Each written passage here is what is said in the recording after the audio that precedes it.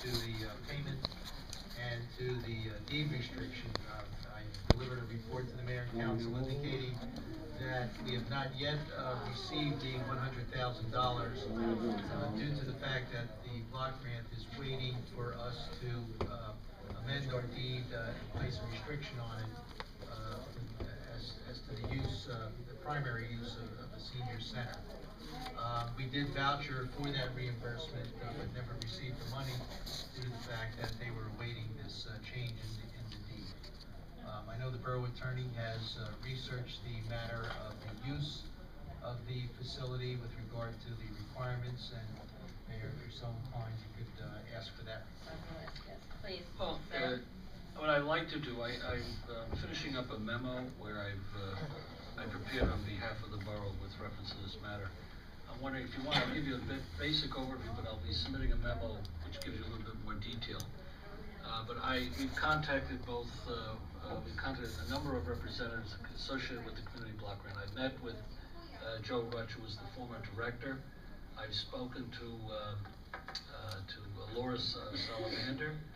We've also spoken to one of the directors out of Washington and another director out of Newark.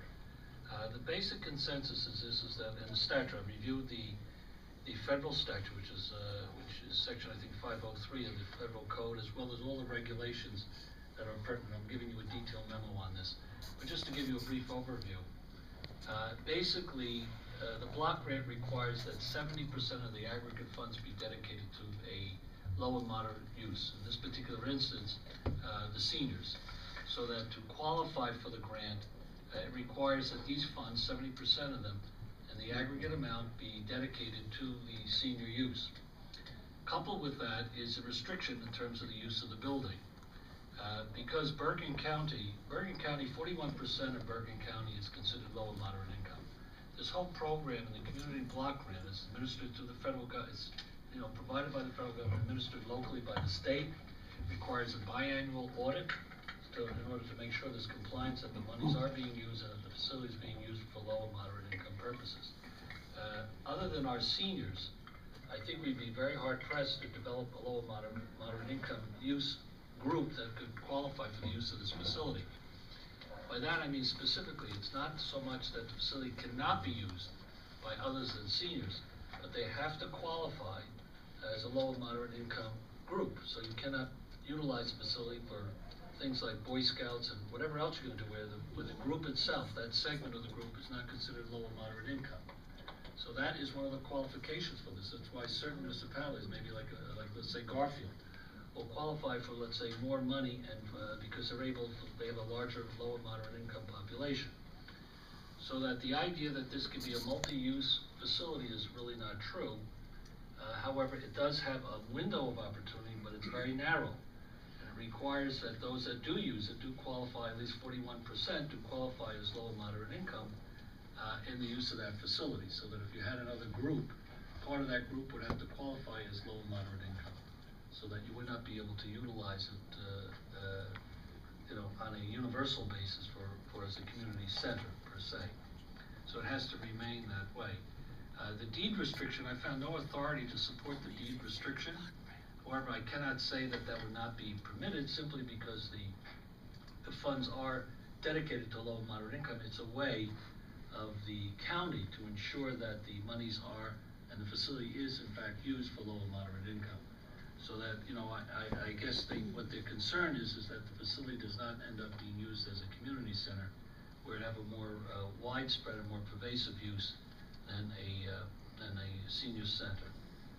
So that I have some statistics I'll be attaching to the memo for you to help you with this. But the bottom line on this is that the facility cannot be used exclusively, it's essentially geared so that the majority of the use has to be dedicated to seniors.